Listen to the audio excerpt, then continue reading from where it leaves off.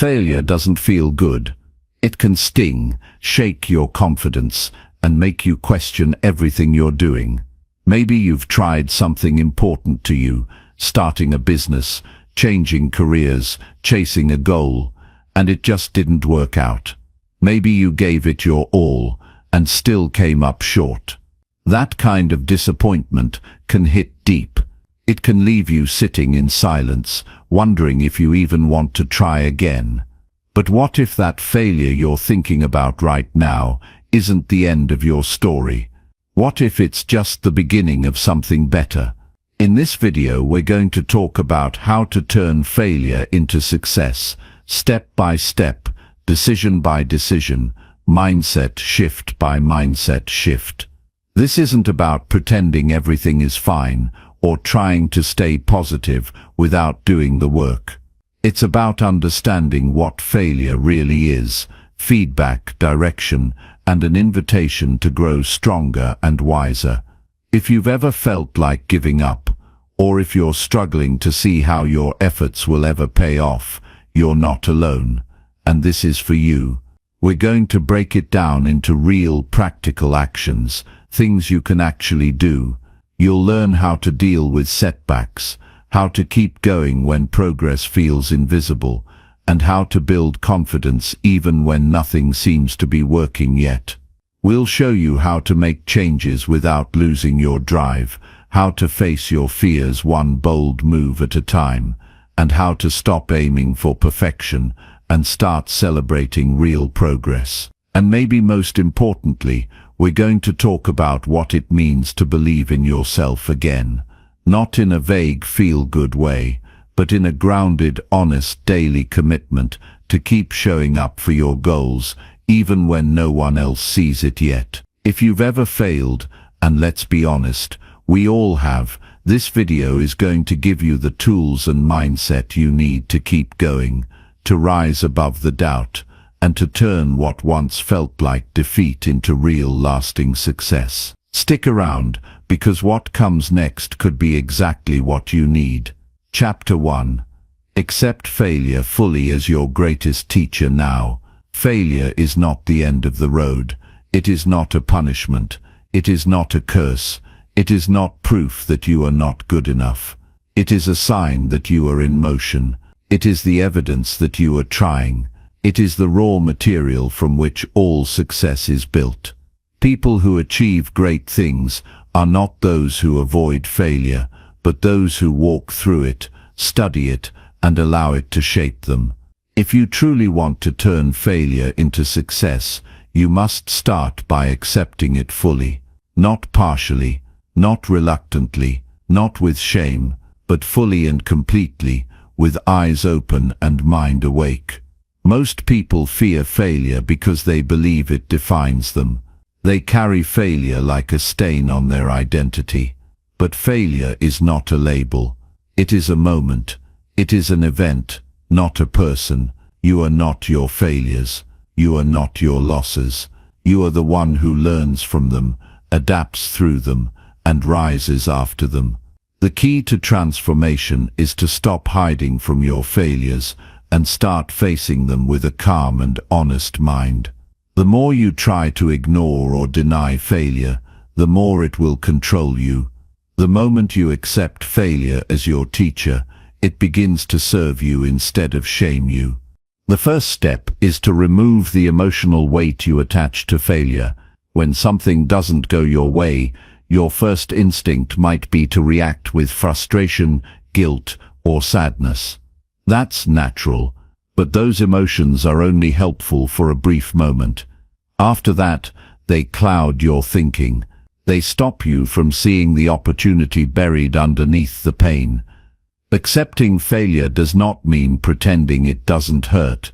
It means facing the pain without letting it control your actions. It means looking directly at the outcome and asking, what can I learn here? Instead of saying, why does this always happen to me? When you begin to treat failure like a lesson, your entire relationship with life changes. Instead of avoiding risks, you start pursuing growth. Instead of running from discomfort, You begin moving toward discipline, because now you understand that every failure, no matter how frustrating or disappointing, has a message, a warning, a lesson, a direction. The people who grow the most are not those who win every time, but those who keep showing up, even when things fall apart.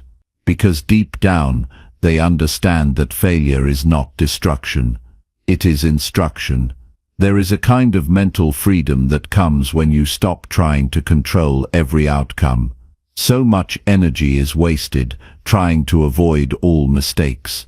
People delay decisions, they doubt themselves, they overthink, they hesitate, all because they fear failure. But when you accept that failure will happen, and that it's not the end of you, something shifts. You begin to act with more courage. You begin to take the kind of steps that actually lead to growth. You move forward not because you're sure you'll win, but because you're no longer afraid to learn. No real progress happens without failure. If you look back at anything meaningful you've achieved in life, you'll find failure somewhere in that story. You'll find the awkward beginnings, the false starts, the poor decisions, the disappointments. But you'll also find growth, strength, wisdom. You learned to stand on your own. You learned what mattered. You became more focused. That's the value of failure. It strips away what's unimportant. It wakes you up. It reveals your blind spots. It forces you to pay attention. In many ways, failure is a filter. It separates the people who want success from those who are willing to earn it. Most people treat failure as a stop sign. They reach one obstacle and decide it's time to turn around. But success belongs to those who see failure as a checkpoint, a place to pause, reflect, and then proceed with better information. Every failure is feedback. It's a signal. It tells you what's not working. It invites you to try a new approach. If you listen to that feedback instead of reacting emotionally, you get stronger. You gain clarity. You improve. But if you reject failure or ignore it, you miss the opportunity. You get stuck. You keep repeating the same mistakes and blaming the world for your pain. You must learn to see failure as part of your training. Just as a boxer gets stronger by taking hits and learning how to defend, you grow stronger through your setbacks. Success is not the result of avoiding failure, but of practicing your way through it. The more you engage with your failures intentionally, the more skilled you become at adapting. You stop fearing mistakes because you trust yourself to handle them, and this self-trust becomes the foundation of your confidence. The world is full of people who gave up after one failure. They tried once, got rejected, and decided it wasn't meant for them. They started a project, faced some resistance, and walked away. But nothing worth having comes easily. Growth is earned, confidence is built, wisdom is developed. And all of these things require you to fail, learn, and keep moving forward. If you want to create a better future, you must be willing to go through the uncomfortable moments. You must be willing to be misunderstood, to fall short, to look foolish.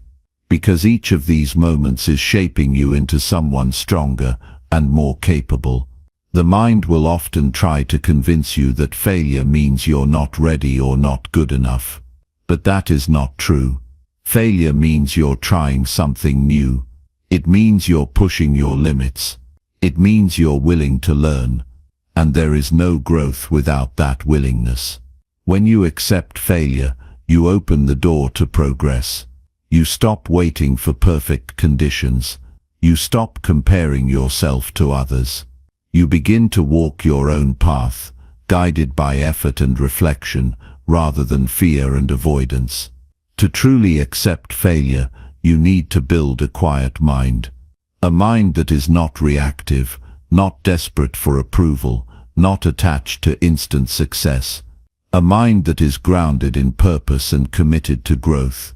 This kind of mindset comes from daily discipline, from honest reflection, from small wins, from letting go of your ego and embracing the process. When you begin to see each failure as one small step in your larger journey, you stop overreacting to every result.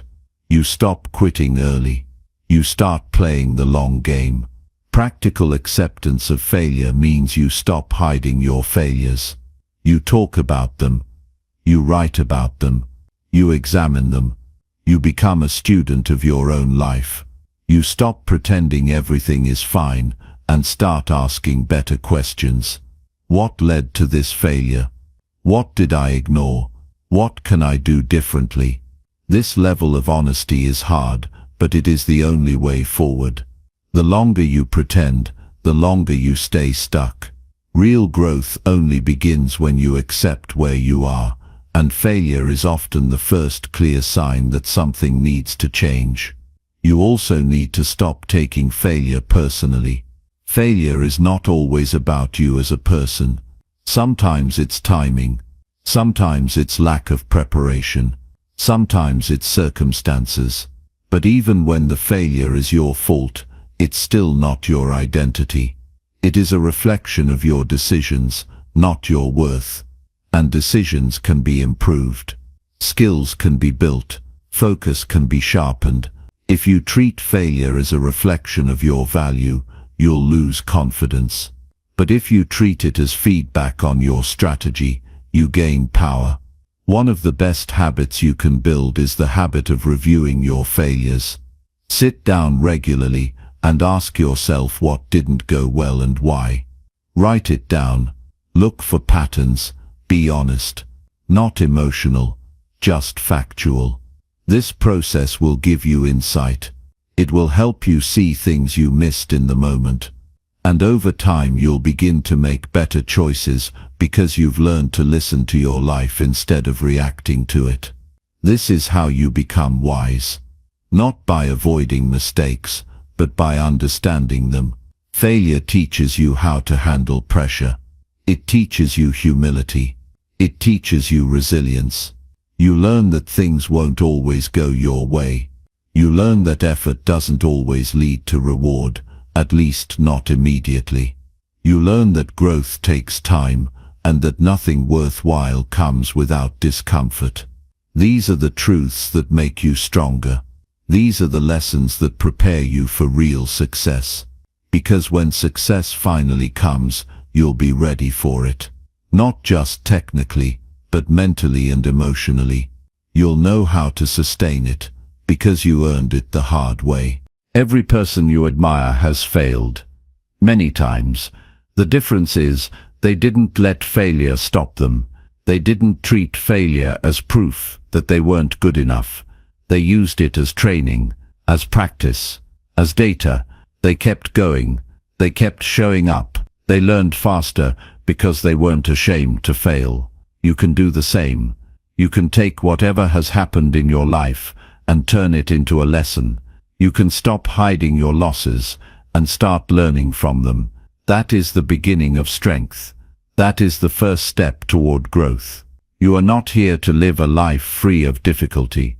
You are here to become someone who can rise through it, who can adapt, who can endure, who can lead. Accept failure not just as a reality, but as a necessity. Accept it with discipline. Accept it with focus. Accept it with the mindset of a student, not a victim. This shift will change everything, because once you stop resisting failure, you stop resisting growth. You become free to act, free to try, and free to improve. You don't need to be perfect to succeed. You need to be persistent. You need to be honest. You need to be courageous enough to look at what didn't work and keep going anyway. That is the mark of someone who turns failure into success. It is not luck. It is not talent. It is character, and character is built through every moment you fall down and choose to rise again. There is no shortcut. There is only the path forward, so walk it with strength. Walk it with focus. Walk it with full acceptance of everything that didn't go your way. because every failure you've ever faced can either weigh you down or lift you higher. The choice is yours. If you accept it, study it and use it, then failure is no longer your enemy. It becomes your advantage, your power, your secret weapon, and with that, success becomes not just possible, but inevitable. Chapter 2. Own your mistakes without blaming anyone or anything. Most people spend their entire lives trying to escape responsibility for their mistakes. They point fingers, shift blame, or create stories that protect their ego. But no meaningful change ever begins that way. Growth starts when you stop running from the truth and face your role in what went wrong. It begins the moment you take full ownership of your choices, your reactions and your habits without making excuses or dragging anyone else into it. That kind of personal responsibility is rare, but it is also powerful. It marks the turning point between staying stuck and moving forward. Mistakes are not a sign of failure. They're a part of learning. But when you deny them, you give away your ability to learn. You miss the chance to grow. Owning your mistakes doesn't mean punishing yourself or feeling shame. It means being honest enough to say, "This was my doing. I made this choice.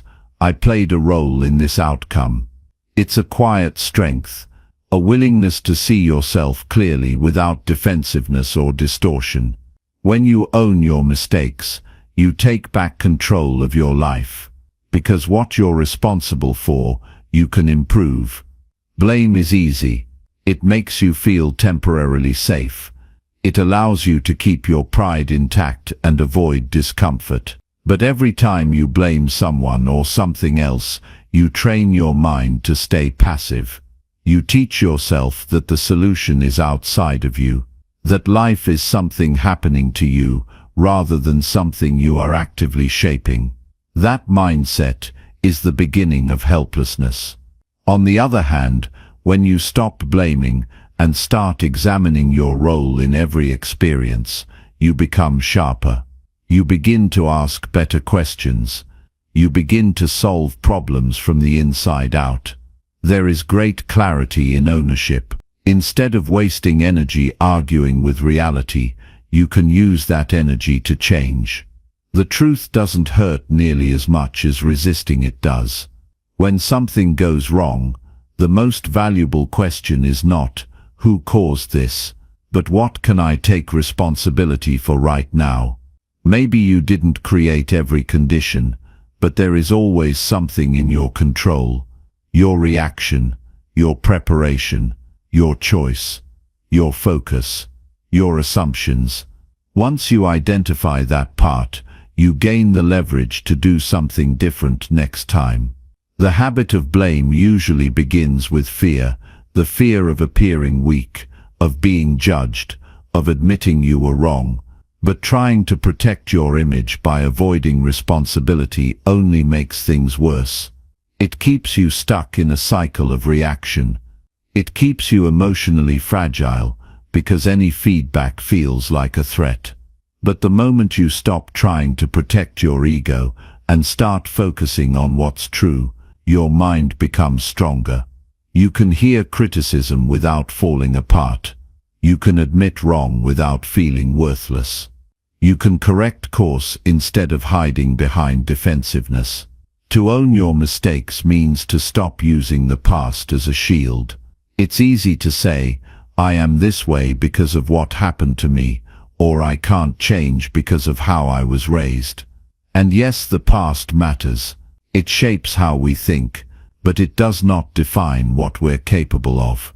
There is a difference between understanding your history and using it as a crutch. When you start saying, "I am responsible for my thoughts today," you begin to break free from your history. You begin to shape your own path forward instead of being trapped in the patterns of your past. This kind of responsibility brings peace. When you take ownership, you stop needing everything around you to be perfect. You stop needing others to behave a certain way for you to feel okay. Your power returns to where it belongs, inside you. Now your focus is on growth, not blame, on building, not defending, on understanding, not reacting. You begin to live from a place of calm strength, not emotional chaos. One of the clearest signs of maturity is the ability to say, "I messed up," not with shame, not with drama, but with clarity. That kind of honesty earns respect. It builds trust with others and with yourself. When you admit your mistakes, you make room for improvement. You create space to try again with more wisdom. You open the door to better results, because you're no longer pretending everything is fine. You're working with reality, not against it. If you want to grow, you must practice accountability in your smallest daily choices, not just when something big goes wrong. Notice where you make excuses. Pay attention when you deflect or minimize your role. Catch yourself in the moment. Pause and ask, how did I contribute to this? What could I have done better? These simple questions build awareness, and awareness is the foundation of all growth. It allows you to make adjustments before the problems grow larger. It trains you to act consciously instead of automatically. There is nothing weak about admitting you were wrong. What's weak is pretending you're never at fault. What's weak is refusing to learn. But strength looks like honesty. It looks like reflection. It looks like discipline. You show strength when you say, "I could have handled that differently." You show character when you take responsibility without blaming others or defending your pride. And the more you practice this, the stronger you become, not just in your actions but in your identity. Taking ownership does not mean taking blame for other people's behavior. It means focusing only on your side of the street. You can't control how others act, but you can control how you respond. You can control your attitude, your habits, your energy. When you take full responsibility for those things, you become a stable force in your own life. You stop being swayed by circumstances or other people's decisions. Your focus stays on what you can do, what you can improve, what you can build. And that clarity keeps you steady, even when life is unpredictable. The truth is, no one can fix your life for you. No one can make you disciplined. No one can force you to change. The work is yours, and the sooner you stop blaming others, the sooner you can begin that work with focus and strength. Every excuse you make is a delay. Every blame you place is a distraction. If you want real progress, you have to stop waiting for others to change and start looking inward. Sometimes the hardest person to be honest with is yourself. It's easy to create a story where you're always the one who was wronged, misunderstood, or held back. But those stories are chains. They keep you tied to powerlessness. And no matter how comforting they may feel in the moment, they prevent growth. The truth is your greatest tool. The more honest you are about your part in things, the more freedom you gain. Because now you can do something about it. You do not need to have all the answers. You do not need to be perfect. But you do need to be responsible. That is what separates those who stay stuck from those who evolve. Growth does not come from pretending to be right. It comes from learning where you were wrong. It comes from facing your weaknesses instead of hiding them. And it comes from doing the hard work of changing your habits, one decision at a time. This is not about guilt. It's about growth. It's not about beating yourself up. It's about standing up. Because when you take ownership of your life, you begin to live with intention. You stop reacting and start creating. You stop drifting and start directing.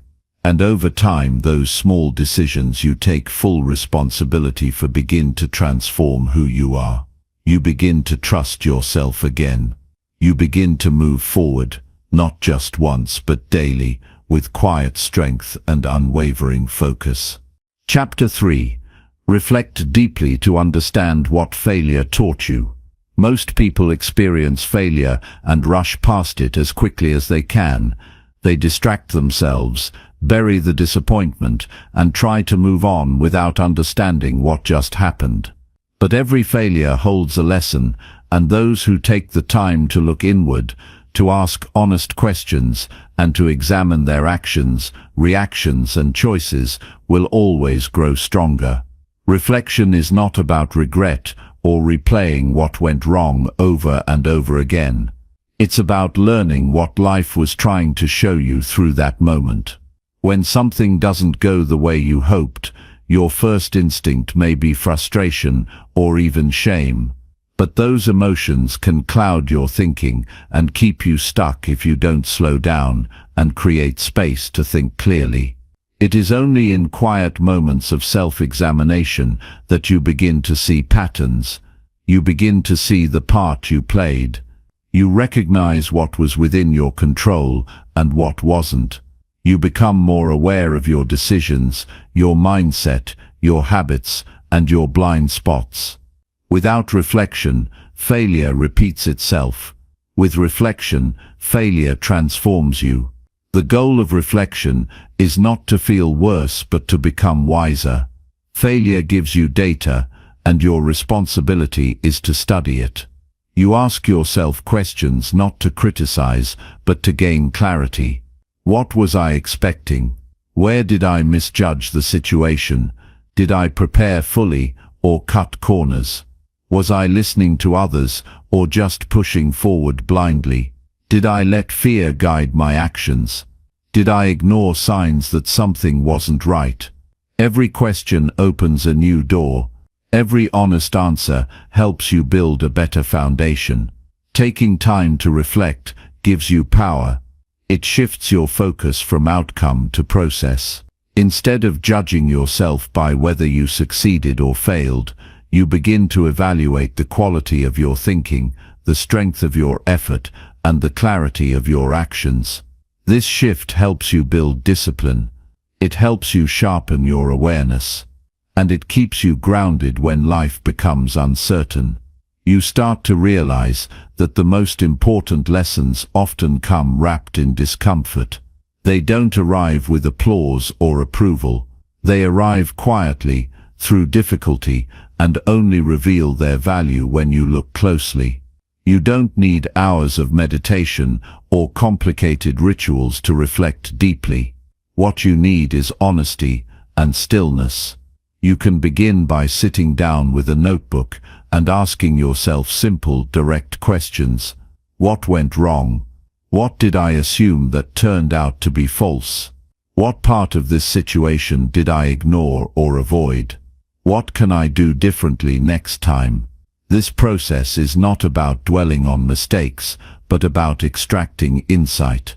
It helps you separate the noise from the truth. It helps you understand how you arrived at this place and what needs to change moving forward. Reflection also builds emotional strength. Instead of fearing failure, you begin to see it as a mirror. It shows you who you are under pressure. It shows you what you believe when things fall apart. It reveals whether your actions are driven by purpose or ego. And it teaches you how to stay steady, even when the outcome disappoints you. When you reflect deeply, you become less reactive and more intentional. You stop repeating the same behaviors and start building new ways of thinking. It's easy to focus only on the surface, the result, the missed opportunity, the rejection, but deep reflection asks you to look beyond all that. Maybe the failure wasn't just about the event itself, but about the mindset you carried into it. Maybe you were driven by impatience. Maybe you were afraid of looking weak. Maybe you were seeking approval rather than working from purpose. These truths are hard to face, but they are necessary if you want to evolve. You can't fix what you refuse to see. You can't grow past what you avoid acknowledging. One of the most important questions you can ask yourself after any failure is, What is this trying to teach me? Sometimes the answer is about timing. You weren't ready. Sometimes the answer is about preparation. You skipped the work. Sometimes the answer is about vision. You were chasing something that didn't matter. And sometimes the answer is deeper. It's about your identity, your fears, your insecurities, or your habits. But you'll never find those answers if you don't take the time to look. Reflection also helps you build resilience. When you see each failure as a chance to get stronger, you become less afraid to try again. You stop seeing difficulty as a threat and start seeing it as part of the journey. The people who grow the most are not those who avoid failure, but those who study it. They treat every setback like a classroom. They take notes, they adjust, and they return to the work with better awareness and more strength. This is how real transformation happens, not all at once, but in small, steady moments of insight and clarity.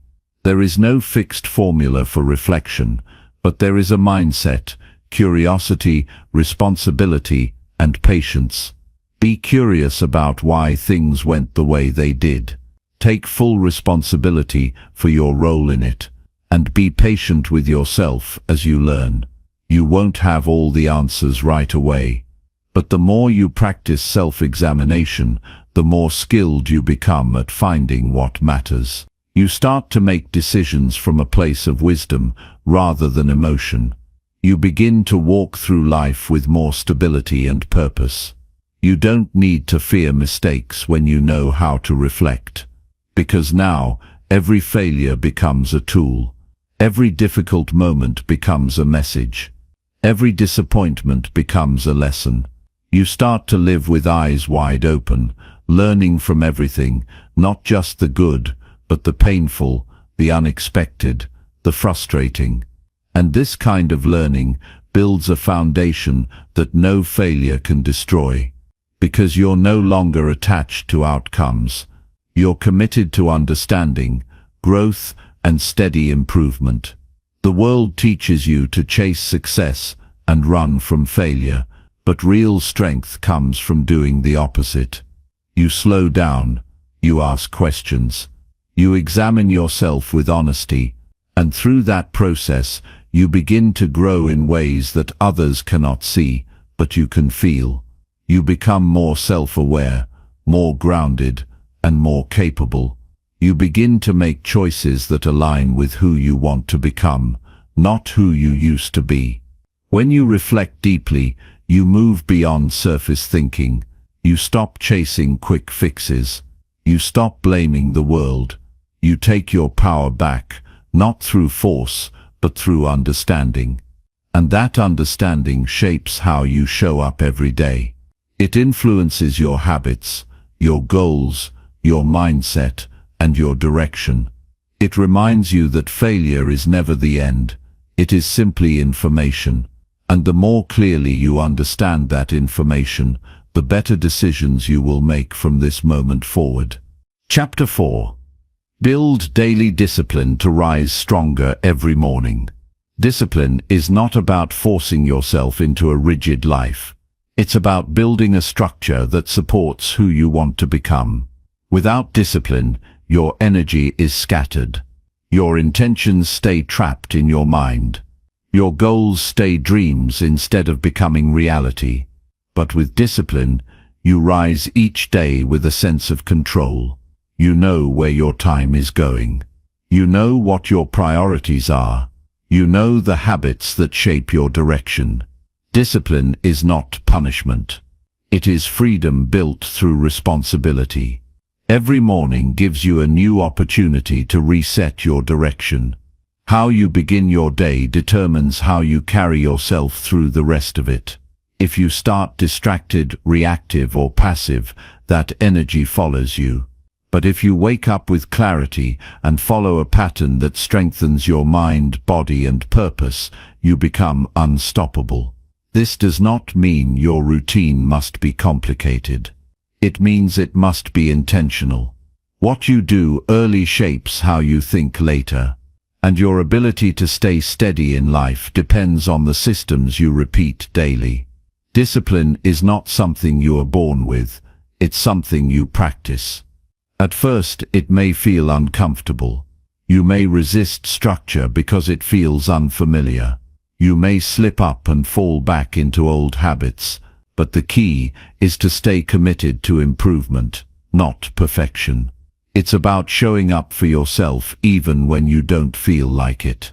It's about taking action before your emotions have a chance to talk you out of it. It's about reminding yourself that consistency creates strength far more than intensity ever will. You don't need to change your whole life in one day. You only need to decide who you want to become and build a routine that supports that version of you. Maybe it means waking up an hour earlier to reflect, move your body, or plan your priorities. Maybe it means avoiding distractions for the first hour of your day so your mind stays clear. Maybe it means setting a small daily goal that moves you forward. Whatever your starting point, your goal is to make it repeatable. When a habit becomes part of your identity, discipline becomes your way of life. Most people wait for motivation to arrive before they act. But the truth is, discipline creates motivation, not the other way around. The more often you follow through, the more confident you become. The more confident you become, the more focused you stay. And the more focused you stay, the more progress you see. Discipline is the bridge between intention and outcome. It is what turns your efforts into momentum. It is what keeps you anchored when life tries to pull you in different directions. Each morning you have a choice: act with purpose or drift through routine. When you choose purpose, you remind yourself that today matters.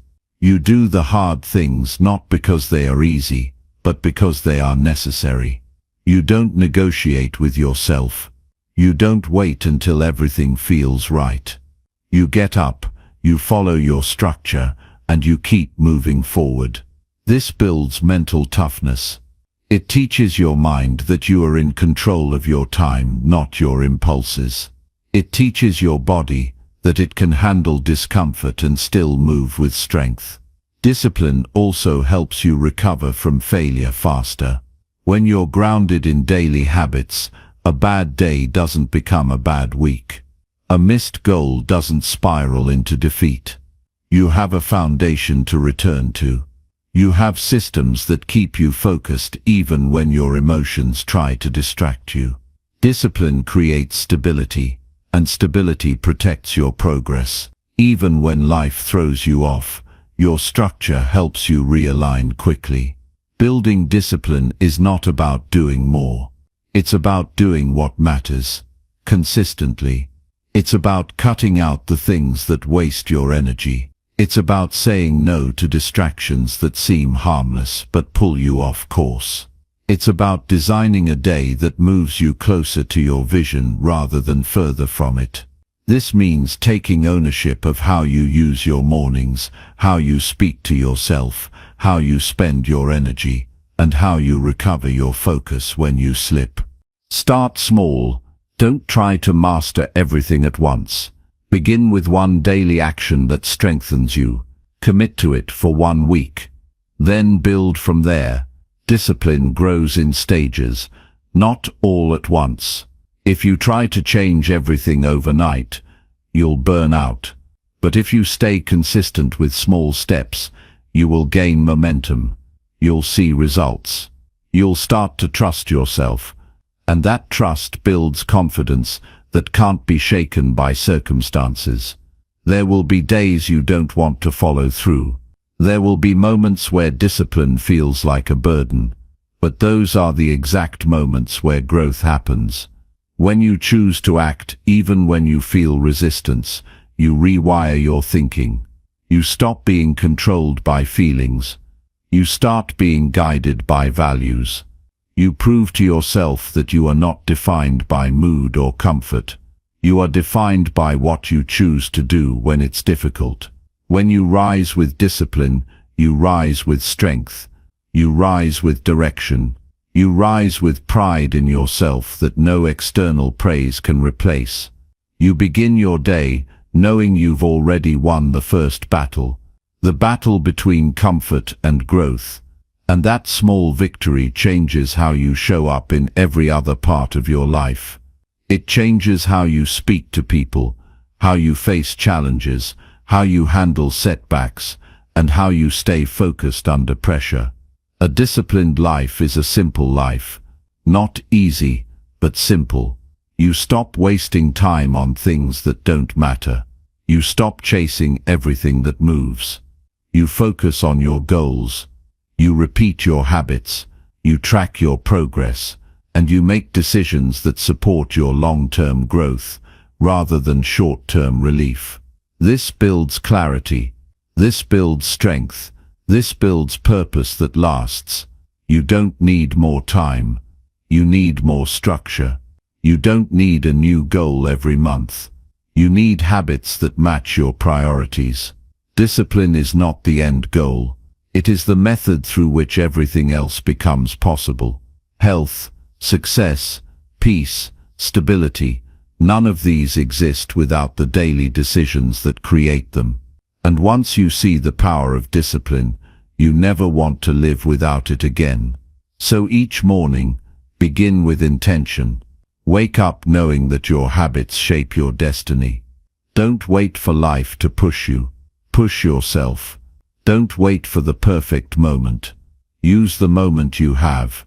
Keep it simple. Stay consistent. And remember that the strongest people are not the ones who do the most. They're the ones who show up every day and do what needs to be done even when it's hard. That's what turns discipline into freedom. That's what helps you rise stronger every single morning. Chapter 5. Replace negative thoughts with clear action steps today. Negative thoughts can take root quietly. They begin with a whisper of doubt and slowly grow louder if you don't interrupt them. They make you question your value, your choices, and even your future. One moment, you feel like you're moving forward, and the next, a thought reminds you of what went wrong, what's missing, or what might fail. Left unchecked, these thoughts create a loop that keeps you stuck. They rob you of clarity, distort your confidence, and drain the energy you need to take meaningful action. The key is to recognize that thoughts are not commands, they're suggestions. Some are helpful, some are not. And when a thought begins to weigh you down, you don't have to argue with it, explain it, or let it define your day. You can choose to act, not in defiance of the thought, but in alignment with your deeper goals. Action is what clears the fog, not debate, not overthinking, not waiting until your emotions shift. Clear, decisive action is the most direct way to regain power. This doesn't mean you ignore how you feel. Emotions carry signals, and they deserve attention. But once you've heard the message, you don't need to repeat it endlessly in your mind. You can translate that emotional signal into a step forward. If you're feeling discouraged, maybe the next step is small but clear. Organize your space. Call someone you trust. Return to a task that builds progress. These aren't massive breakthroughs, but they are shifts. And that shift breaks the cycle of passive rumination. Replacing a negative thought is not about pretending everything is perfect. It's about realizing you are not powerless. You don't have to believe every thought that appears. You don't have to follow it wherever it leads. You can pause, assess, and decide what to do next based on what serves you best. The question is never, why do I feel this way? The better question is, what is one thing I can do right now that aligns with who I want to become? Some people wait for their mindset to improve before they take action. But that's not how change works. Movement creates clarity. Even the smallest step has the power to shift your internal state. It reminds you that you're not at the mercy of your mind, you're the one steering it. The more you choose action, the more momentum you gain. And with momentum comes strength. You build evidence that you can handle discomfort without being consumed by it. When your thoughts become heavy, simplify your focus. Ask yourself what needs to be done today. Not in theory, not in the ideal world, but right here, right now. The brain thrives on direction. When it has nothing to aim at, it circles back to fear, regret and uncertainty. But when you give it a job, it settles, it focuses, and in that focus, the noise begins to fade. You don't need to solve everything at once. You only need to solve what's in front of you.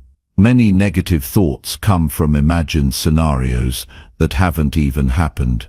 You begin to fear outcomes that don't exist. You replay conversations that are already over. You assume failure before the effort has even begun. That's where action interrupts the spiral. You anchor yourself in reality.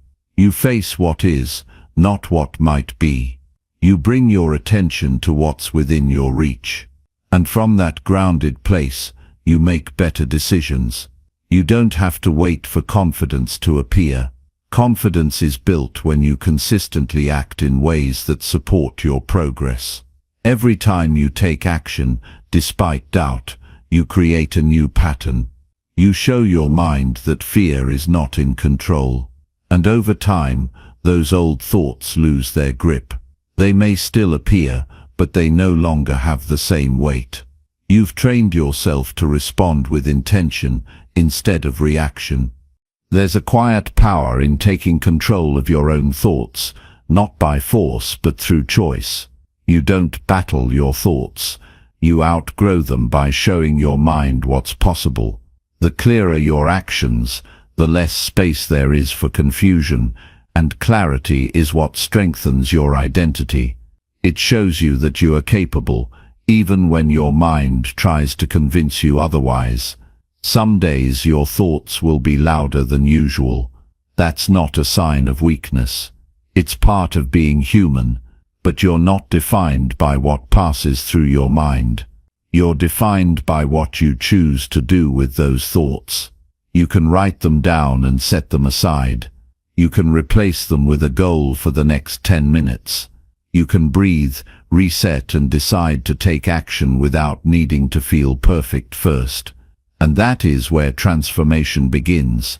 It's easy to get lost in reflection when things aren't going your way. But too much reflection without direction becomes a trap. The mind starts replaying the same worries, the same mistakes, the same fears. That's why action matters so much. It gives you something to build. It gives you direction. It gives you the power to redirect your energy towards something meaningful. You don't need to feel ready to begin. Readiness is not a feeling, it's a decision. You decide to move forward. You decide to shift your focus. You decide to take one step. Then another, and another.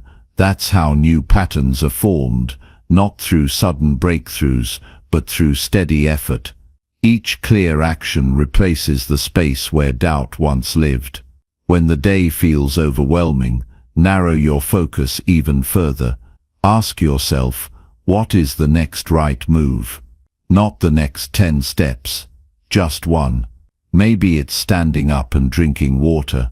Maybe it's opening a document and typing one sentence. Maybe it's sending one message, making one call, organizing one task. These are not small acts. They are anchors. They pull you out of your head and into motion, and motion builds strength. You are not your thoughts. You are the one who observes them, questions them, and chooses what comes next. That choice is always yours. You don't have to be perfect. You don't have to be fearless.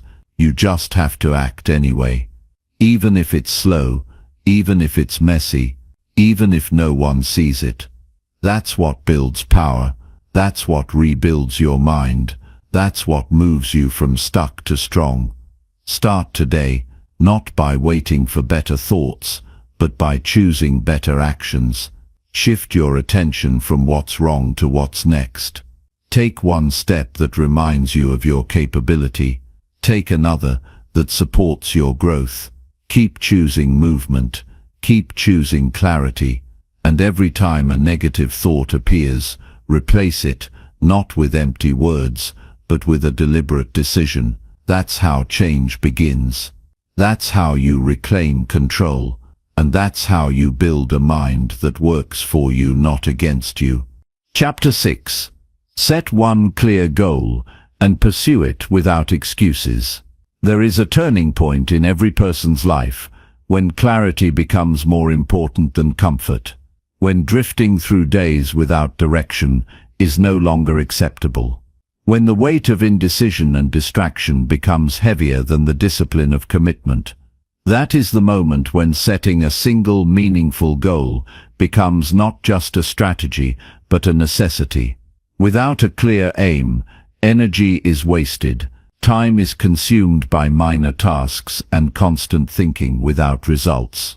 But when you decide on one focused pursuit, you eliminate confusion and build a path that leads forward with strength. One clear goal acts as an internal compass. It gives your day structure and your choices meaning. Instead of asking what you feel like doing, you start asking what brings you closer to the outcome you've committed to. That shift changes everything. You're no longer pulled in 10 different directions.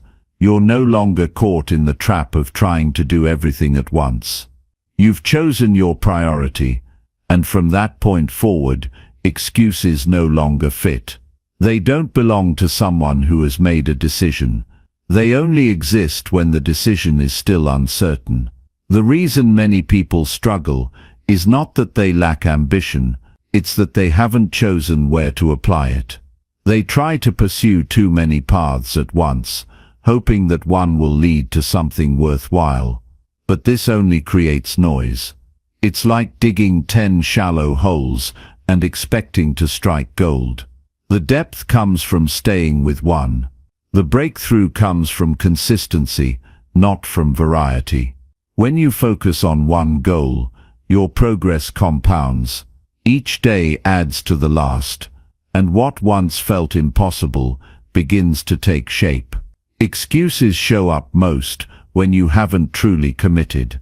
They sound like logic, but they're rooted in hesitation. They come disguised as reasons, but they're fueled by avoidance. When you set a clear goal, those excuses begin to lose their power because your direction is stronger than your doubt. You don't argue with yourself about what to do. You already know. You wake up with purpose. You align your choices with your objective. You stop negotiating with weakness.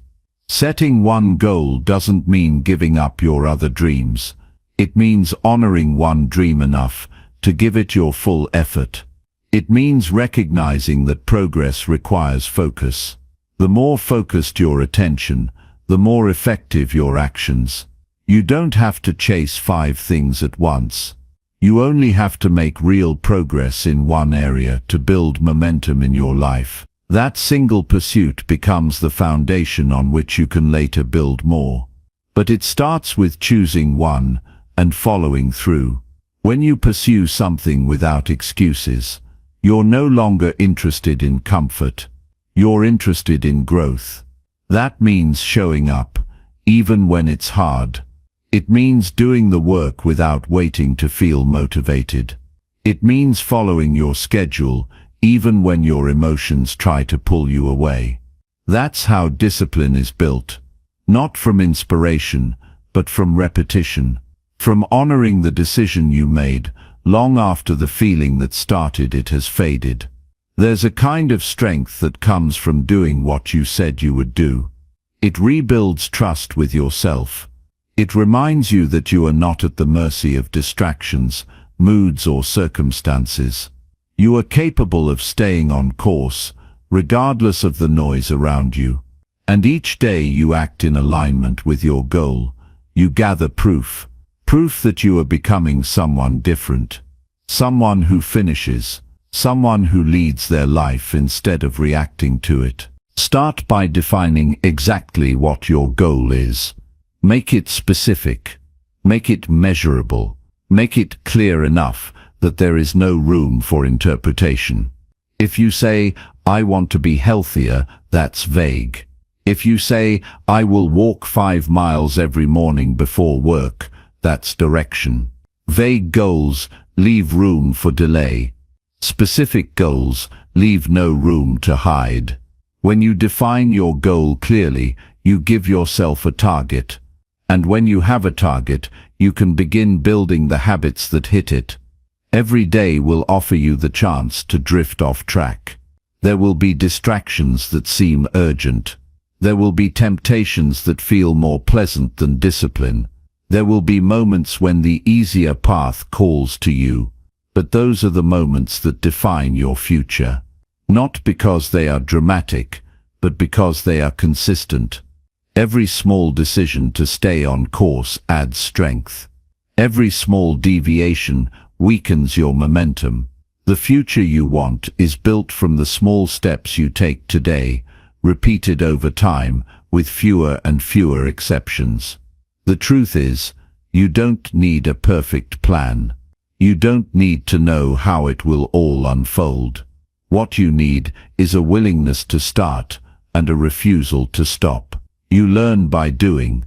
You grow by continuing. You gain confidence not from talking about it, but from proving it to yourself through your actions. Doubt doesn't disappear by thinking more. It disappears by doing more. The longer you stay in motion, the less space doubt has to grow. When you set a single goal and pursue it fully, you eliminate distractions by default. You say no more often. You cut out commitments that don't support your direction. You stop chasing quick fixes and start building long-term growth. This is where self-respect deepens, because you're no longer living in reaction to everything around you. You've become intentional. You've become directed. And that inner alignment brings a kind of peace that isn't dependent on outside success.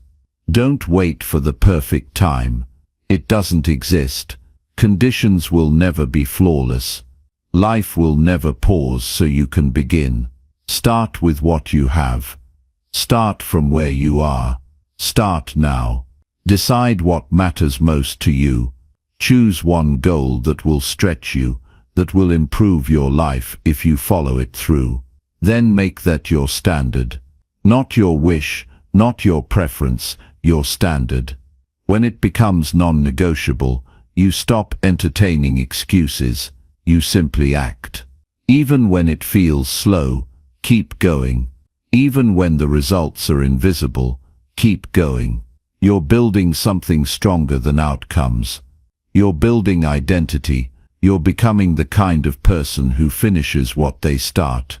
That matters more than speed. That matters more than applause. Stay with your goal long enough to outlast the doubt. Stay with it long enough to break through the plateau. Stay with it until it's part of who you are. Life will test your commitment. It will give you opportunities to give in, to give up, to drift back into comfort. But each time you choose your goal over your excuses, you gain strength. And that strength is what will carry you through the challenges ahead. It won't be easy, but it will be worth it. One clear goal, one steady pursuit.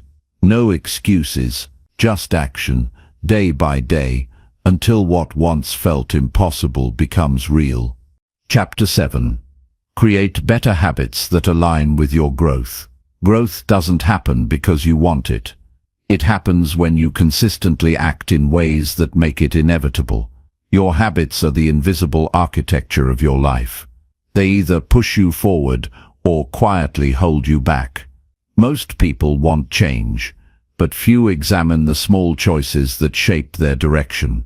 When your daily behaviors contradict your goals, your growth stays stuck in potential. But when you align your habits with the future you want, change becomes natural. It becomes the expected result of how you live. You don't have to overhaul your entire life overnight. That's not how progress works. What matters most is identifying which patterns are keeping you small and then replacing them with new ones that support your evolution. The biggest shifts come from the smallest improvements repeated until they become normal. You don't need to wait for motivation or a dramatic breakthrough. You only need to act with consistency on a better choice over and over until it reshapes the person you are becoming.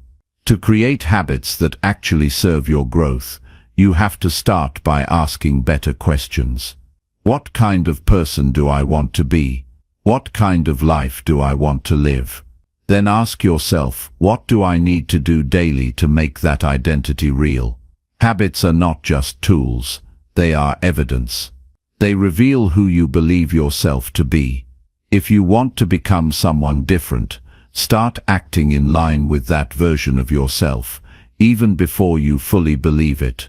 Identity catches up with action. People often try to change their habits by focusing only on the behavior. But the behavior is the final link in a longer chain. Before the behavior is the trigger. Before the trigger is the environment. Before the environment is the belief. If you want real, lasting change, you must look deeper than what you're doing. You must understand why you're doing it, when it shows up, and what you believe it does for you. Only then can you replace it with something better. For example, if you find yourself wasting time in the evening watching mindless content, don't just say, "I'll stop doing that." Ask what you're avoiding. Ask why that habit feels easier than doing something valuable. Ask what you're not addressing in your day that leads you to that pattern. Then intentionally design an alternative. Give your mind a new path to follow. Make that new behavior easier, more accessible, and more satisfying than the old one. Don't rely on willpower. Build a system that makes your better choices automatic. Your environment shapes your habits more than you realize. You can want to be disciplined, but if your surroundings are cluttered with distractions, you will keep falling back into the same cycles. You can want to wake up early, but if your phone is next to your bed lighting up with notifications, you'll stay in bed scrolling. So make your environment serve your growth. Remove the cues that lead to self-sabotage. Put visual reminders where you need focus. Surround yourself with tools, not temptations. Habits aren't just about success, they're about identity reinforcement. Every time you show up for yourself, you're proving to your mind that you are someone who honors their intentions. That quiet proof builds trust, and that trust becomes the foundation for self-worth. You stop questioning whether you can change, because you're already doing it. And when that shift happens, your relationship with effort changes too.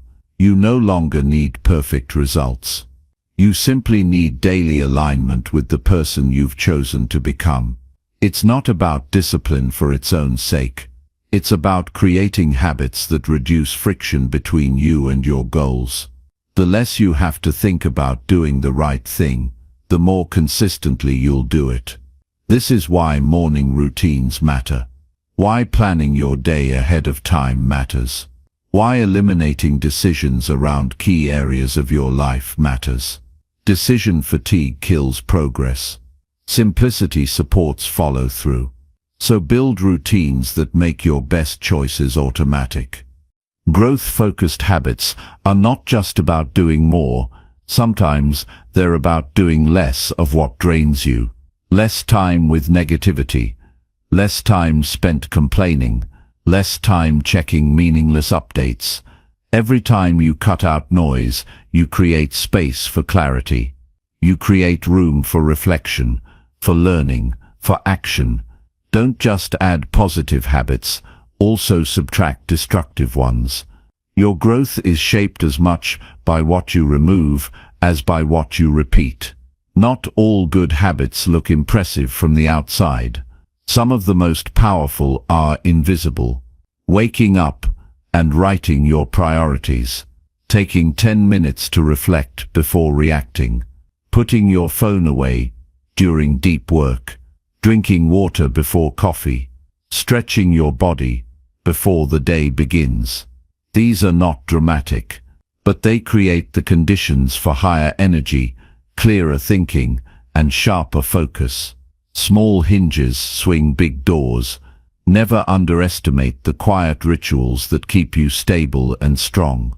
Your brain loves certainty and predictability. It builds patterns based on repetition. The more often you repeat a behavior in a consistent context, the faster it becomes automatic. That's why habit stacking is so effective. You attach a new habit to an existing one. After I brush my teeth, I'll read 1 page. After I drink my coffee, I'll journal for 5 minutes. Over time, these links become solid. You no longer think about them, they simply happen. That's how you upgrade your operating system. You're not lazy, you're not broken. You're likely just running outdated patterns that were never built for your growth. You can outgrow them, but it takes intention. You must choose your habits with the same care you choose your friends, because they will either pull you upward or quietly hold you in place. Ask yourself daily, does this habit reflect who I want to be? Does it support my energy, my vision, my character? If the answer is no, it's time to replace it. Progress is not found in massive effort on rare occasions. It's found in steady action applied daily. The most successful people are not those who do everything perfectly. They are the ones who make fewer bad choices, more consistently. They are the ones who recover faster when they fall off track. That's the mindset to adopt. Not perfection, but alignment. Not pressure, but progress. Keep moving forward, one behavior at a time. Every habit you build is either a deposit into your future or a withdrawal from it. Choose to deposit. Choose to act like the person you are becoming, not the person you've been. Let your habits become the quiet declaration of your next chapter. Let them speak louder than your doubts.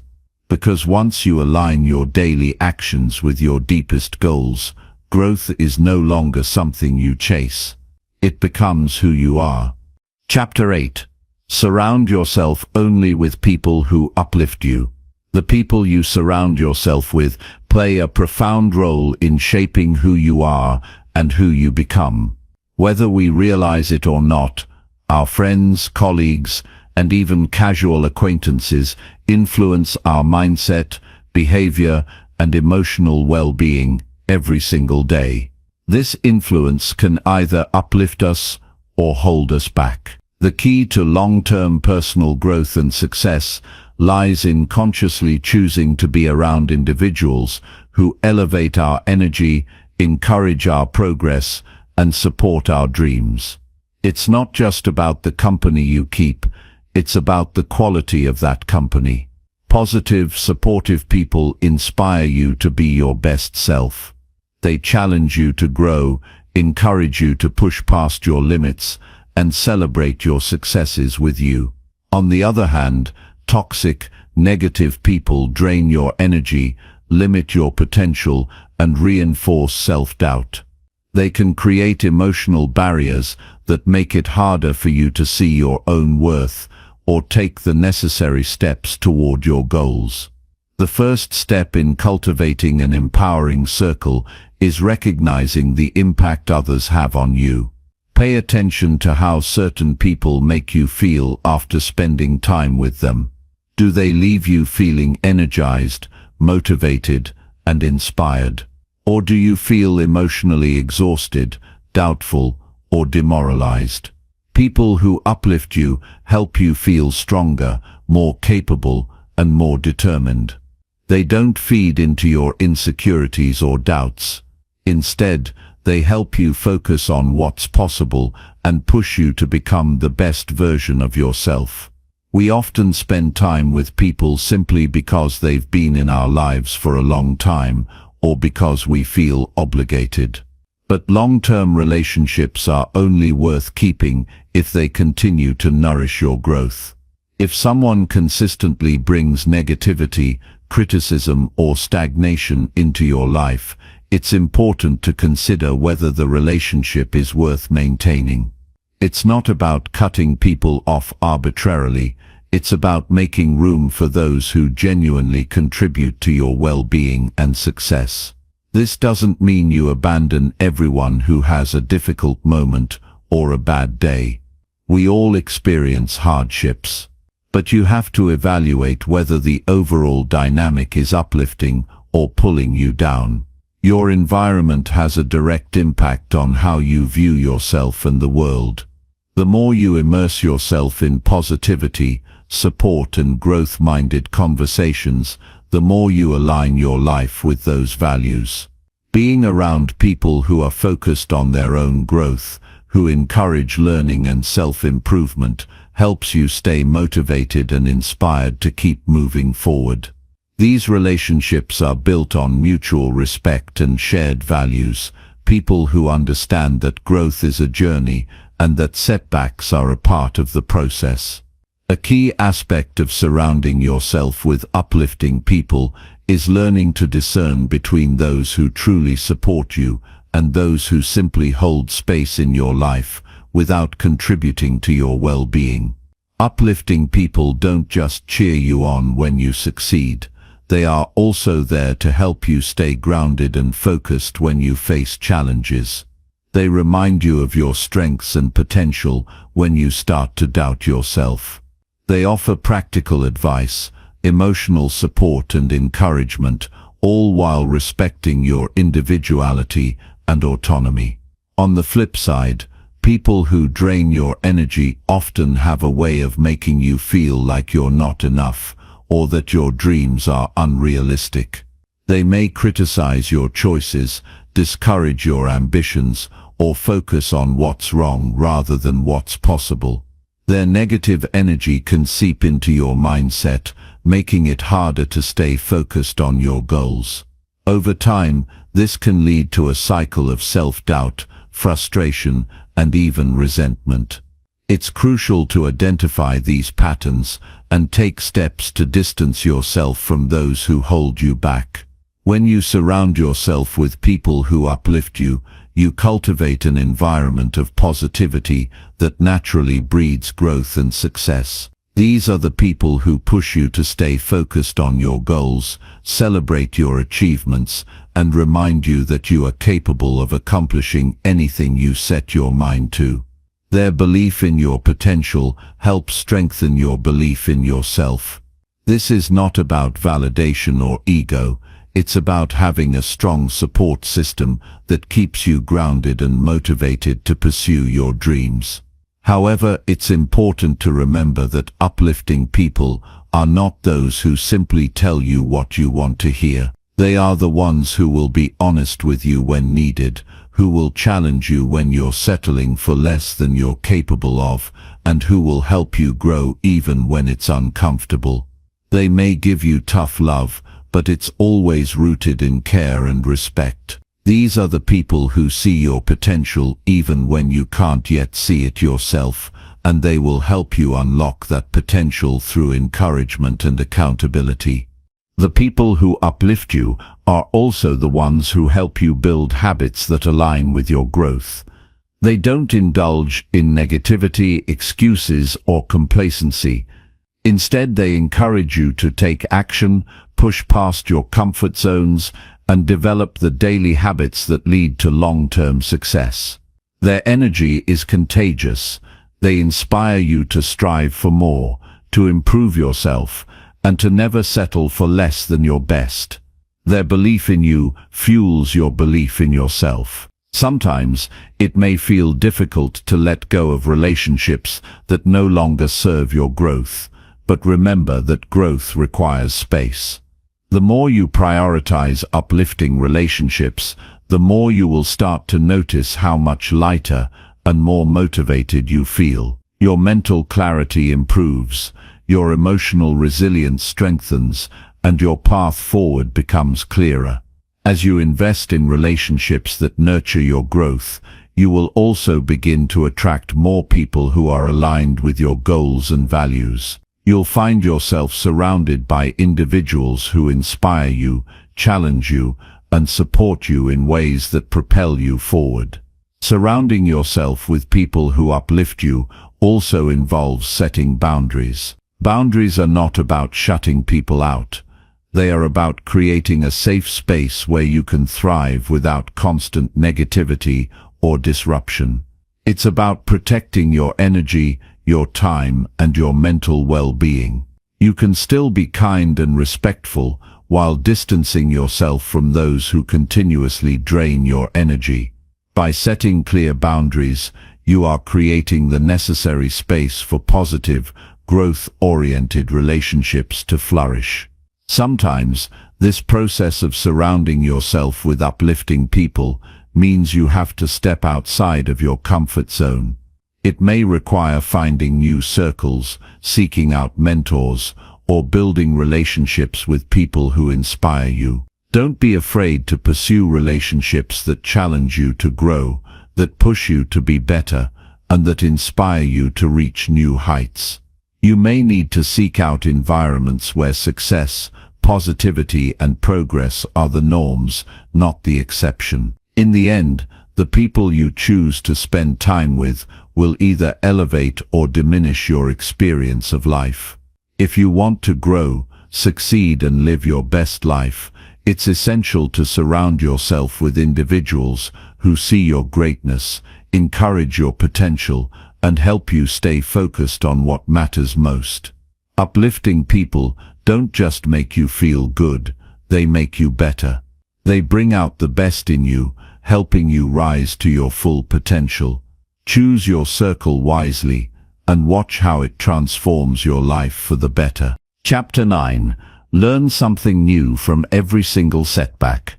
Setbacks are often seen as barriers, obstacles, or signs that we have failed. But in reality, they are nothing more than opportunities in disguise, valuable lessons that hold the potential to shape our future in profound ways. Every time we encounter a setback, we have a choice to let it define us negatively or to learn from it and use it to fuel our growth. The latter is what separates those who are stuck from those who move forward with resilience and determination. The key to transforming setbacks into success lies in the willingness to reflect, learn, and adapt. When things don't go as planned, it's easy to fall into a pattern of self-criticism, frustration, and defeat. You may begin to question your abilities or doubt whether you are on the right path. But in those moments of disappointment, there's a powerful opportunity for growth if you choose to look for it. Every setback contains a lesson that can teach you something valuable about yourself, your strategy, or the situation you're facing. The problem is not the setback itself, but how you choose to respond to it. The first step in learning from a setback is to shift your mindset. Instead of seeing failure as a personal flaw or a reason to quit, see it as a lesson that is meant to guide you toward greater success. When you approach setbacks with curiosity rather than resistance, you open yourself up to growth. Ask yourself, what can I learn from this experience? Or what did this setback teach me about my approach? This simple shift in perspective transforms the setback from something negative into a stepping stone toward progress. Learning from setbacks requires a willingness to take responsibility for your actions and decisions. It's easy to blame external factors, other people, or circumstances beyond your control. While it's true that some situations are out of your hands, there is always something you can learn from how you responded to the situation. Did you take consistent action? Were you fully committed to your goal? Did you make assumptions or overlook important details? Reflecting on your decisions and behaviors allows you to identify areas where you can improve. It's not about self-criticism, it's about understanding what went wrong and what you can do differently moving forward. In moments of setback, it's also essential to be kind to yourself. Learning from a failure doesn't mean beating yourself up or focusing on what you could have done better. It means acknowledging the mistake, accepting it, and then asking yourself how you can grow from it. This process of self-compassion helps you maintain the motivation to move forward instead of staying stuck in regret or guilt. If you treat setbacks as lessons and approach them with the same mindset you would use to learn a new skill, they will no longer feel like roadblocks, but rather catalysts for growth. Sometimes the greatest strength lies in walking away. Peace doesn't always need defending, and wisdom doesn't always need explaining. The most powerful moments are often found in the spaces between words, where invaluable practice when reflecting on setbacks is to identify patterns. Take note of any recurring themes or challenges that appear each time you face a difficulty. Are there certain situations or decisions that consistently lead to setbacks? Do you find yourself making the same mistakes repeatedly? By recognizing these patterns, you can begin to address the root causes of your setbacks and develop strategies to overcome them in the future. It's through this kind of reflection that you can break free from the cycle of failure and move toward lasting success. Setbacks also offer an opportunity to reassess your goals and strategies. Sometimes, setbacks occur because the path you're on is not aligned with your true goals or values. When faced with a setback, ask yourself if the direction you're pursuing is still the right one. Are your goals still meaningful to you? Are the steps you're taking toward those goals the most effective ones? Sometimes setbacks happen because it's time to pivot, adjust your approach, or reframe your objectives. It's important to be flexible and open-minded, allowing setbacks to guide you to a better way forward. Learning from setbacks doesn't always mean making immediate changes. Sometimes, the lesson is simply to keep going. Persistence is one of the most powerful tools for success, and often it's not the first attempt that yields results, but the second, third, or fourth. The ability to learn from a setback and then use it as motivation to continue striving toward your goal is what separates those who succeed from those who quit. Success is not about avoiding failure, it's about learning how to move through it with a clearer sense of purpose and a stronger determination. It's also important to remember that setbacks are not always dramatic or life-changing. Some of the most powerful lessons come from smaller setbacks, those little moments when things don't go quite as planned. These moments offer valuable insights into your habits, mindset, and approach. Whether it's a small mistake in a project, a minor misstep in a conversation, or a delay in achieving a goal, every setback holds a lesson. The more you train yourself to reflect on these moments, the better equipped you'll be to handle larger challenges in the future. Every setback teaches you resilience, the ability to keep moving forward in the face of adversity. Each time you reflect on a failure, learn from it, and apply that lesson, you become stronger, wiser, and more equipped to handle future challenges. Resilience is not about avoiding failure, it's about how you respond to it. Do you let it define you, or do you rise above it and keep going? With every setback, you gain the tools you need to face the next challenge with more clarity, confidence, and strength. As you continue to face setbacks, remember that failure is not permanent unless you allow it to be. The key is to view each setback as a valuable lesson, a step along the journey toward achieving your goals. Setbacks are inevitable, but they don't have to be devastating. They can be powerful teachers if you choose to learn from them. The more you embrace setbacks as opportunities to grow, the more resilient and successful you will become. Setbacks aren't the end of the road, they are simply a detour, guiding you to a more refined path. When you learn from each failure and integrate the lessons into your approach, you will find that your setbacks are not obstacles, but stepping stones on the path to greatness. Keep reflecting, keep learning, and most importantly, keep going.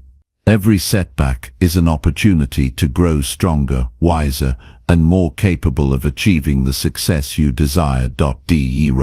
Standing speaks louder than speech. Chapter 10. Push through fear by taking one bold action daily. Fear has a powerful grip on us.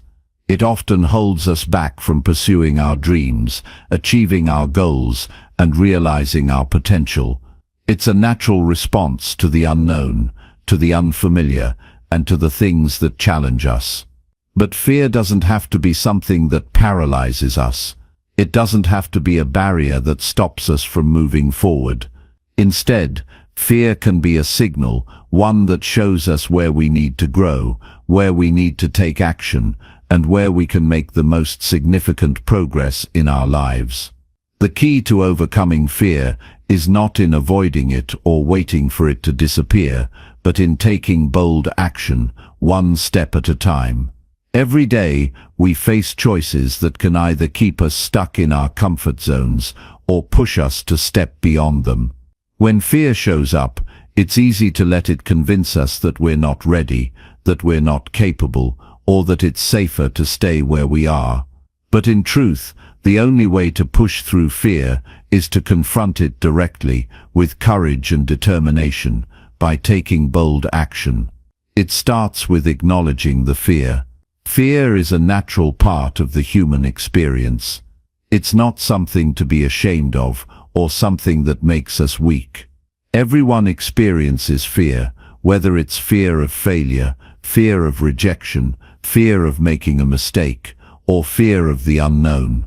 The difference between those who succeed and those who don't is not the absence of fear, but their ability to act in spite of it. It's about learning to feel the fear, understand it, and then take action anyway. Taking bold action doesn't mean rushing into things recklessly or making decisions without careful consideration. Bold action is about stepping out of your comfort zone, even when you feel uncertain. It's about doing something that feels difficult, uncomfortable, or even terrifying, but doing it anyway because you know it's necessary for your growth. Bold action is the decision to keep moving forward, even when fear tries to pull you back. The first step to pushing through fear is to break the action down into small, manageable steps. Often, fear seems overwhelming because we look at the big picture, the entire challenge or goal, and feel paralyzed by its enormity. But when you break it down into smaller actions, it becomes less intimidating. Instead of focusing on the entire journey, focus on the very first step. What is one small action you can take today that will move you closer to your goal? It could be something as simple as making a phone call, sending an email, or taking a few minutes to research something that scares you. Whatever it is, make sure it's a step that moves you forward, even if it's just a tiny one. Taking bold action is also about overcoming the mental chatter that often accompanies fear. Our minds have a tendency to amplify our doubts and worries. We imagine all the things that could go wrong, all the ways we could fail, and all the reasons why we're not good enough. But these thoughts are not facts. They are just fears masquerading as truths. To push through fear, you have to recognize these thoughts for what they are and not let them control your actions. When you feel that internal resistance, those negative thoughts telling you to back down, take a deep breath, acknowledge the fear, and then choose to take action anyway. It's important to remember that action breeds confidence. The more you act in the face of fear, the more confident you become. Each time you take bold action, even if the outcome isn't perfect, you prove to yourself that you are capable, that you can handle the discomfort, and that you are moving in the right direction. Confidence doesn't come from avoiding fear, it comes from facing it head-on, time and time again. It's about proving to yourself that you can do hard things, and that you don't have to wait for fear to disappear before you act. One of the most powerful ways to push through fear is to focus on the bigger picture. Fear often stems from the uncertainty of the unknown or the potential for failure. But when you keep your eyes on the larger goal, on the reasons why you started in the first place, it becomes easier to take action. Ask yourself, what will this action lead to in the long run? What will I gain by pushing through this fear? When you connect your actions to your deeper purpose or long-term vision, it becomes easier to push past fear and stay committed to the journey. Accountability is another important factor in taking bold action. When we're afraid, it's easy to procrastinate or make excuses to delay taking action. But when you have someone holding you accountable, whether it's a mentor, a friend, or a colleague, it increases your commitment to taking bold action. Knowing that someone is rooting for you, checking in on your progress, or offering support can give you the extra push you need to keep going. Accountability makes it harder to back down or avoid the hard steps because you know someone else is watching, and that can be incredibly motivating. It's also important to embrace failure as part of the process. Fear often holds us back because we're afraid of failing. But failure is not the end, it's part of the journey. Every time you take bold action, you are increasing your chances of success, even if the outcome isn't exactly what you hoped for. Each failure teaches you something valuable, whether it's a lesson in perseverance, a new insight into what works or doesn't work, or a reminder of the strength you possess to keep going. Rather than fearing failure, embrace it as a necessary step on the path to success. The more you fail, the more you learn, and the closer you get to achieving your ultimate goal. In summary, pushing through fear is not about waiting for the fear to disappear, it's about acting in spite of it. It's about taking small, bold actions each day, overcoming negative thoughts, focusing on the bigger picture, and staying accountable to your goals. The more you act in the face of fear, the stronger, more confident, and more resilient you become. Fear will always be there, but it doesn't have to control you. By taking consistent action, you show yourself that you are capable of more than you ever imagined. Chapter 11. Track your small wins to build steady confidence. Rejection can feel like a harsh blow, a reminder of our perceived inadequacies, or a signal that we're not on the right path. It's an experience that no one enjoys, yet it's one that everyone faces at some point in life. Whether it's a rejected job application, a failed project, or a relationship that doesn't work out, rejection stirs emotions of disappointment, frustration, and sometimes even self-doubt. But what if rejection, rather than being something to avoid, could actually serve as the fuel you need to grow, adapt, and succeed? The reality is that rejection is not the end, it's the beginning of a new phase of growth. Rather than viewing rejection as a sign of failure, consider it an opportunity for reflection and improvement. It's a chance to reassess your approach, refine your strategies, and take your efforts in a new direction. In fact, some of the most successful people have used rejection not to define them, but to redefine their path and sharpen their skills. When you face rejection, it's crucial to allow yourself the space to feel disappointed or upset. These feelings are normal. It's important to honor your emotional response, but you shouldn't stay there for long. The key to using rejection as fuel is to shift your mindset from defeat to possibility.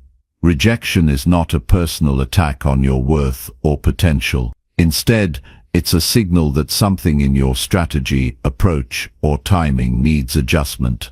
It's not a reflection of who you are, it's a reflection of the specific circumstances in that moment. To use rejection as fuel, start by asking yourself why you were rejected in the first place. What were the reasons provided? What could you have done differently? Was there something you overlooked, or something you can improve upon? This reflective process isn't about beating yourself up or dwelling on your shortcomings. It's about understanding what went wrong and how you can adapt to do better next time. The most valuable insights often come from taking an honest look at where things didn't go as planned. Moreover, rejection forces you to embrace the idea that failure is not final, it's simply a part of the process. Everyone who has achieved success has encountered rejection along the way. The key is not to see rejection as an indication that you're on the wrong path, but rather as a part of the journey that helps you grow. Each rejection teaches you something that brings you closer to your goal, even if that lesson isn't immediately apparent. Rejection strips away the illusion of easy success and reminds us that perseverance, adaptability, and learning from our mistakes are the true foundations of achievement. To really harness the power of rejection, it's important to stay committed to your goals and to trust the process. Rejection can easily make you doubt your path, your abilities, or even your dreams. However, when you stay focused on your vision and committed to your journey, you turn rejection into a tool for refining your approach, not a reason to quit. The most successful people don't let rejection define them, they use it to fuel their fire. They recognize that every no brings them one step closer to a yes, and each setback strengthens their resolve. Another essential element in using rejection as fuel is taking proactive steps to adjust your strategy. Rejection doesn't just give you the opportunity to reflect, it challenges you to act. When you encounter a setback, instead of wallowing in frustration or disappointment, take immediate action to adjust your approach. Review your plan, refine your tactics, and take bold steps forward. The faster you adapt and make changes, the quicker you can get back on track towards success. Rejection also helps you to develop a thick skin. Over time, as you face rejection and bounce back stronger, you become more resilient to the negative impact that rejection can have on your emotions. You begin to detach your self-worth from external outcomes and understand that rejection is simply a part of the game. This mindset shift frees you from the fear of rejection and enables you to take more risks, put yourself out there more often, and ultimately grow. Chapter 12. Use rejection as fuel to improve your strategy. Rejection is a word that most people dread, often because it signifies a moment when our hopes or efforts have not panned out the way we expected. The sting of rejection can be a powerful force, and it often feels like a personal blow. It can make us question our worth, our abilities, and the decisions we've made. But if you choose to look at rejection from a different perspective, it has the potential to become one of your greatest assets in the journey toward growth and success. Instead of seeing rejection as a setback, start seeing it as an opportunity to improve your approach, refine your strategy, and grow stronger. Rejection can be a powerful fuel for progress if you allow it to shape your mindset and actions. Every rejection offers an invaluable lesson, but only if you're willing to learn from it. The challenge lies in your ability to take the emotion out of the experience and focus on the constructive aspects of the rejection. Instead of feeling defeated, ask yourself, what can I do differently next time? How can I change my approach to increase my chances of success? Rejection allows you to take a deeper look at your actions, decisions, and overall strategy. Each piece of feedback, each bit of constructive criticism, provides the tools you need to adapt and improve. When you start using rejection to build your growth, it becomes a powerful engine that drives you forward. One of the key elements to turning rejection into a tool for success is to develop a mindset of persistence. Every time you encounter rejection, it should not discourage you, but rather encourage you to press on with more focus and determination. Chapter 13. Stay consistent when results are slow to show. Consistency is often considered the secret ingredient to success, especially when results are slow to materialize. In a world where instant gratification is the norm, waiting for progress to show can feel discouraging, even exhausting. The truth is, success rarely happens overnight. It requires time, effort, and, most importantly, consistency. Consistency is also about building resilience. There will be days when you feel like giving up, when the slow progress feels discouraging, or when you're tempted to quit altogether. But those who succeed are the ones who push through those difficult days and keep going. Chapter 14. Speak truthfully to yourself with strength and belief. Speaking truthfully to yourself is one of the most powerful acts of self-empowerment you can embrace. It's easy to hide behind distractions, half-truths, or excuses, but when you look yourself in the mirror and speak honestly, it allows you to see your strengths and your challenges clearly. This self-honesty brings a clarity that is essential for personal growth and long-term success. To speak truthfully to yourself isn't just about acknowledging the facts. It's about embracing your full potential and understanding both your capabilities and your limitations. The key is to do this with strength and belief. This combination of self-awareness and confidence creates a foundation for real transformation. For many of us, the idea of being truly honest with ourselves is daunting. We often bury our insecurities or avoid confronting uncomfortable truths. Maybe we tell ourselves that we are fine, even when we know we're not. We may make excuses for why we haven't reached certain goals or why things didn't go the way we hoped. These lies, however small they may seem, only hold us back from our true potential. But when we shift the narrative and begin to speak to ourselves with truth, we start unlocking a path of real progress. When you speak to yourself truthfully, it opens up space for growth. This honesty requires vulnerability. It means admitting that we're not always where we want to be, but it also involves recognizing that we have the power to change. It's about standing in the reality of our situation and not shying away from what needs improvement. This is not about self-criticism or belittling yourself. It's about acknowledging where you are with the intention to move forward. By acknowledging the truth, you are setting yourself up for meaningful action and lasting change. Strength is necessary when speaking truthfully to yourself. It's not always easy to face our shortcomings, and it requires courage to confront what we'd rather avoid. However, this strength isn't about being harsh with yourself. It's about having the resilience to face the truth, no matter how uncomfortable it may be. Strength comes from the realization that facing the truth gives you the power to make real decisions and take real action. By speaking truthfully, you are making a commitment to yourself to rise above fear, doubt, and excuses. When you speak with belief, you are aligning your thoughts with your aspirations. It's not enough to acknowledge the truth if you don't believe that you can change or improve. Self-belief is essential in the process of transformation.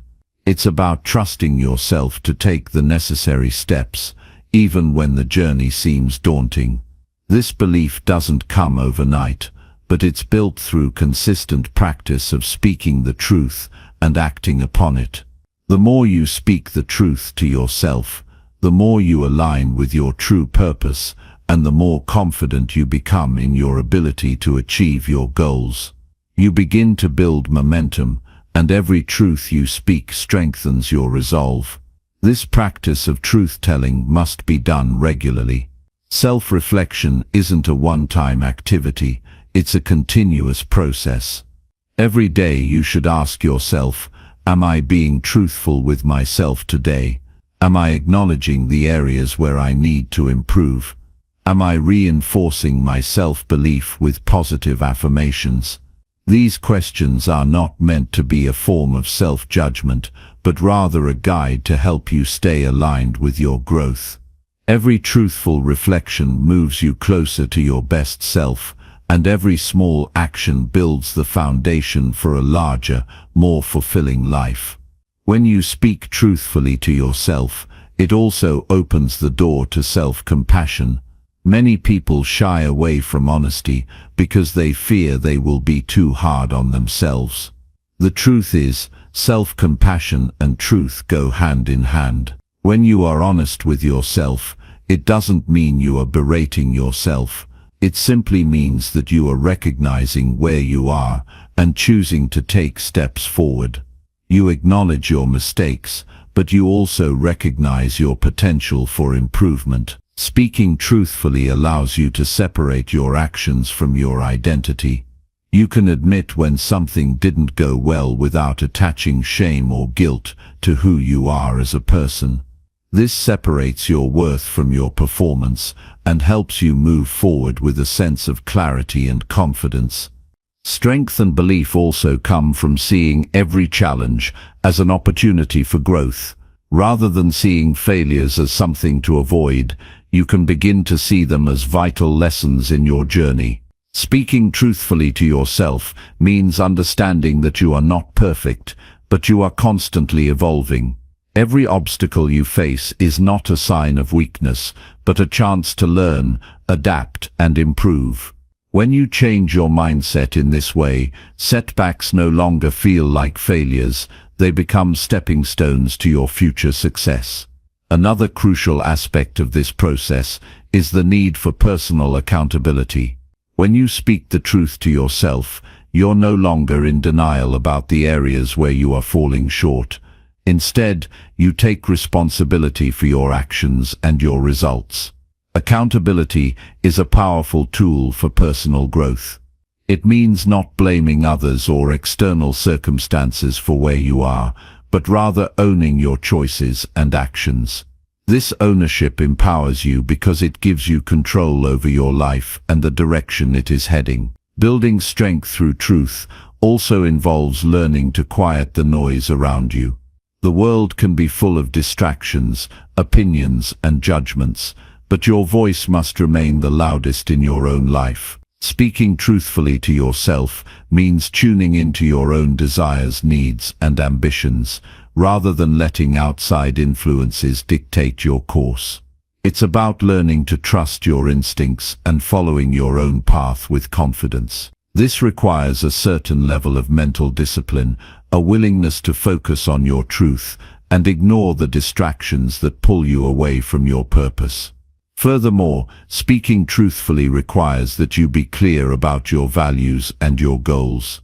When you align your actions with your core beliefs, the truth becomes easier to speak. It becomes a guiding force in your life, helping you make decisions that support your growth and your vision. You cannot speak truthfully if you are unclear about what you stand for. So take time to define your values and let them guide your decisions. When you know what matters most to you, you can speak the truth without fear or doubt. You can take bold actions based on a deep belief in your own potential. Speaking truthfully to yourself is also about embracing your humanity. It means accepting that you are a work in progress and that perfection is not the goal. Instead, the goal is to keep moving forward, learning, and evolving. Strength comes from the willingness to face your flaws and still believe in your worth. Every truth you speak to yourself brings you closer to the person you are meant to be. With each step, you affirm your ability to handle whatever comes your way with grace and confidence.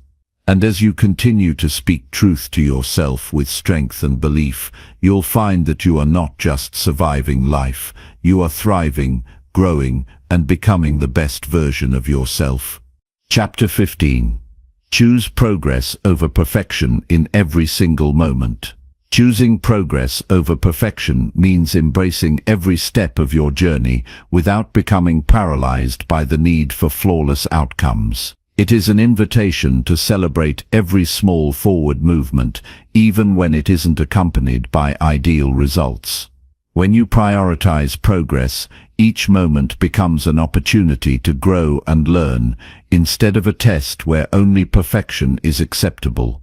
It encourages you to let go of the unrealistic expectation that every action or decision must be perfect, and instead recognize that every effort you make, no matter how imperfect, is a valuable building block for your future. Life is a continuous experiment, a series of attempts that collectively shape who you become.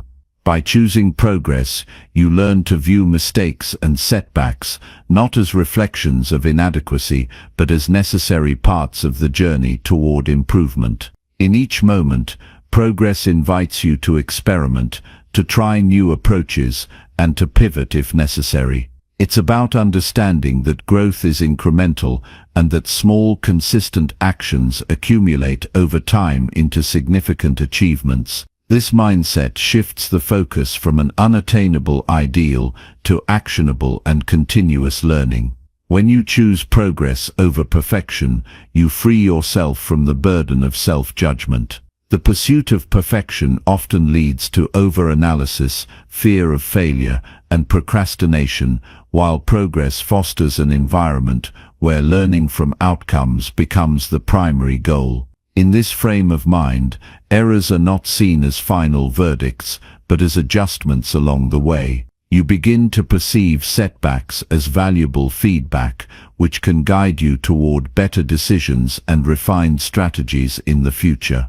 This change in perspective creates a resilient spirit, one that does not succumb to the pressure of perfection, but finds strength in steady improvement. One of the critical elements of choosing progress is the willingness to take imperfect action. It means getting started, even if conditions are not ideal, and understanding that waiting for perfection only delays the possibility of achievement. Every action, regardless of its immediate success, contributes to your growth. When you push yourself to act despite uncertainty and potential flaws, you allow room for creativity and discovery. This openness to taking risks transforms challenges into opportunities for experimentation and, ultimately, transformation. It's easy to become trapped in cycles of inaction when perfection is the sole measure of success. The fear of not meeting self-imposed high standards can prevent you from even trying.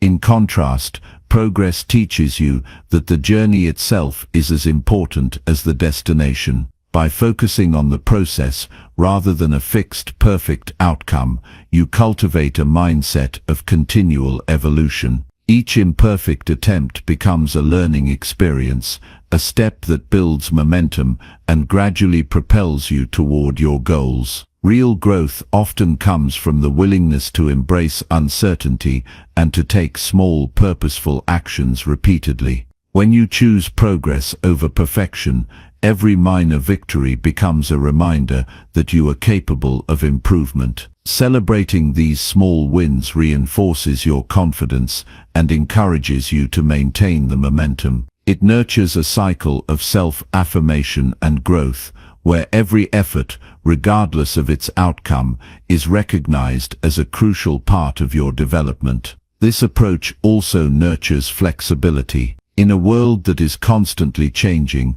the ability to adapt is more valuable than rigid adherence to idealized standards. Perfection is an illusion, a static state that rarely reflects the dynamic nature of life. Progress, on the other hand, is fluid. It allows you to pivot, adjust, and refine your course as you move forward.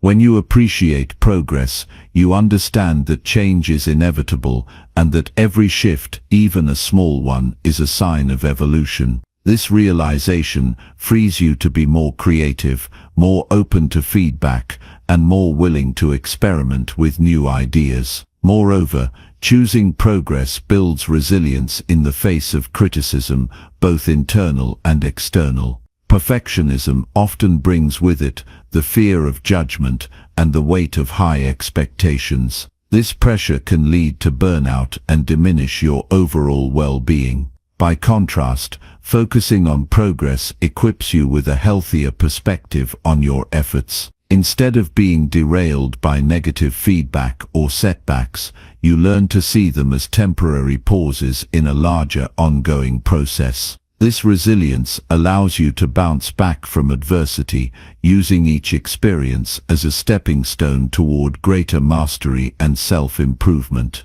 Self-compassion plays a vital role in this journey. When you acknowledge that perfection is unattainable and that progress is a more realistic goal, you allow yourself the freedom to be imperfect. Compassion for yourself fosters a nurturing internal dialogue that encourages growth rather than criticism.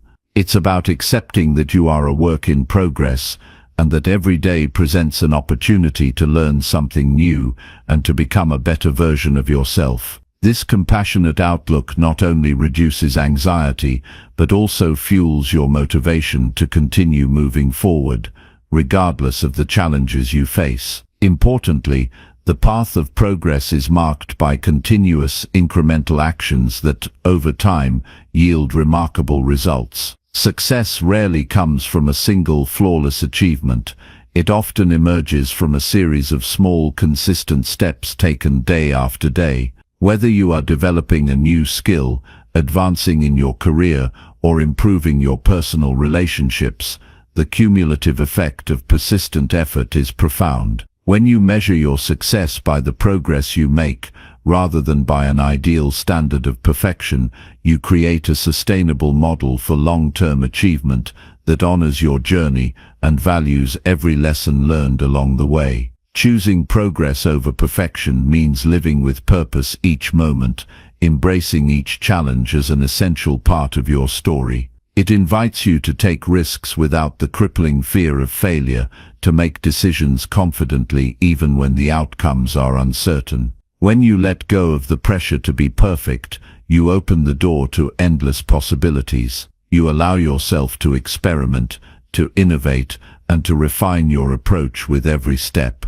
This openness is the essence of creativity and self-discovery, leading you to new insights and uncharted opportunities that would otherwise remain hidden under the weight of unrealistic expectations. Ultimately, the decision to choose progress over perfection is a declaration of your commitment to growth. It is a reminder that what matters most is not the fleeting satisfaction of a flawless outcome, but the ongoing journey of learning, evolving and becoming. In every moment when you decide to take action and embrace the progress you make, you reaffirm your belief in your potential. This belief builds a foundation of inner strength and confidence that carries you through even the most challenging times. By choosing progress over perfection, you grant yourself the freedom to be innovative and adaptable, to move beyond the confines of fear and self-doubt. You create a space where improvement is continuous